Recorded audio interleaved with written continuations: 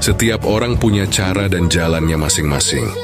Beda guru, beda ilmu, beda mekanik, beda teknik. Pengalaman juga nggak pernah sama karena jam terbang kita semua berbeda.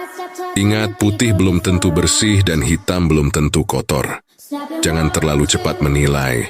Aku akan buktikan bahwa pengalaman yang ditempa oleh waktu jauh lebih berharga daripada sekadar gelar pendidikan tinggi. Karena yang benar-benar bertahan adalah mereka yang pernah merasakan jatuh, bangun, dan belajar langsung dari kehidupan.